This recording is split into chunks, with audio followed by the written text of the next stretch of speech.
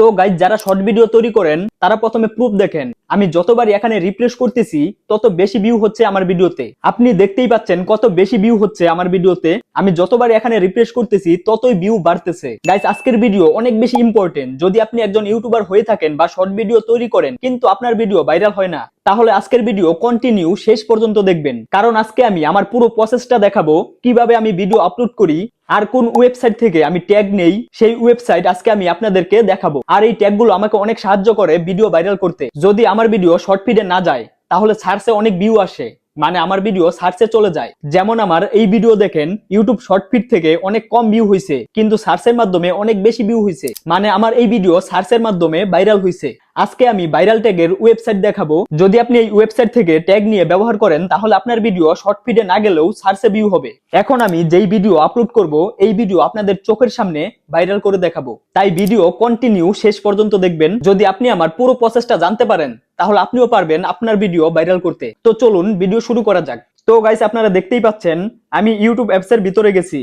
আর এখানে আমার কি হবে ভাই, মানে আমার যে প্রথম চ্যানেল সেটা লগ ইন করা আছে, মানে আমি যেই চ্যানেলে শুধু শর্ট ভিডিও আপলোড করি সেই চ্যানেল লগ ইন করা আছে। আমি ইউটিউব অ্যাপস এর সাহায্যে ভিডিও আপলোড করব। কিভাবে মোবাইল দিয়ে ভিডিও আপলোড করতে হয় সবার প্রথমে আপলোড করার প্রসেসটা দেখাচ্ছি, এতে আপনার ভিডিও ডেফিনেটলি ভাইরাল হবে। আগে ভিডিও আপলোড করার সঠিক প্রসেসটা জানেন। যদি আপনি সঠিক নিয়মে প্রসেসটা জানতে পারেন তাহলে অ্যালগরিদম আপনার ভিডিও ভাইরাল করতে বাধ্য হবে। আজকে আমি আমার পুরো প্রসেসটা স্টেপ বাই স্টেপ দেখিয়ে দিব, তাই ভিডিও কন্টিনিউ দেখেন। তো ভিডিও আপলোড করার জন্য সবার প্রথমে আপনারা ইউটিউব অ্যাপস এর ভিতরে যাবেন। এরপর একদম নিচে শর্ট লেখা আছে, এই শর্টে ক্লিক করবেন, শর্ট ফিড আসবে। এরপরে আবার নিচে দেখেন প্লাস চিহ্ন আছে, এই প্লাসে ক্লিক করবেন। প্লাসে ক্লিক করার পরে এখানে ভিডিও, শর্ট, লাইভ, পোস্ট এগুলো আসবে।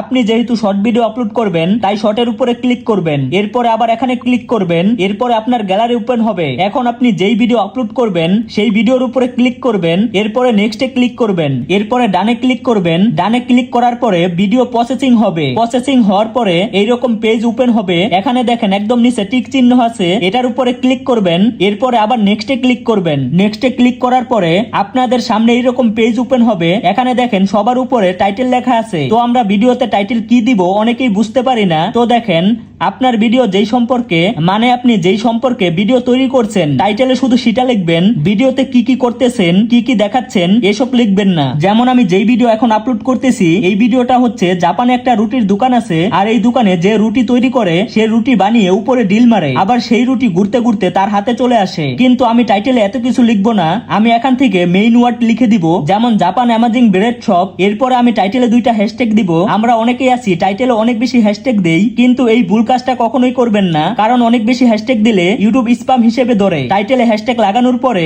ভিডিও আনলিস্টেড রাখবেন। এখানে আর কোনো কিছু করার দরকার নাই। নিচে দেখেন আপলোড শর্ট লেখা আছে, এখানে ক্লিক করে ভিডিও আপলোড করে দিবেন, তাহলে আপনার ভিডিও আপলোড হওয়া শুরু হবে। তো ভিডিও আপলোড হওয়ার পরে ট্যাগ, ডেসক্রিপশন এগুলো লাগানোর কাজ করতে হবে। তো ভিডিও আপলোড হয়ে গেছে। এখন আমি এই ভিডিওতে ট্যাগ ডেসক্রিপশন লাগাবো। তো দেখেন ট্যাগ ডেসক্রিপশন এসব আপনাকে লিখতে হবে না। আপনি গুগলে যাবেন, গুগলে গিয়ে সার্চ করবেন রেপিড ট্যাগ। এরপরে আপনি উপরে ক্লিক করবেন। এখানে দেখেন সার্চের অপশন আছে, এখানে আপনি যেই সম্পর্কে লিখে সার্চ করবেন সেই সম্পর্কে ট্যাগ চলে আসবে। যদি ফানি ভিডিও তৈরি করেন তাহলে ফানি শর্ট ভিডিও লিখবেন, অনেক ট্যাগ চলে আসবে। আমি যেহেতু চাইনা ফ্যাক্ট ভিডিও আপলোড করি তাই এখানে আমি লিখে দিব শর্ট ফ্যাক্ট। দেখেন কত ট্যাগ চলে আসছে। একটু নিচে গিয়ে আমি কপি করে নিব।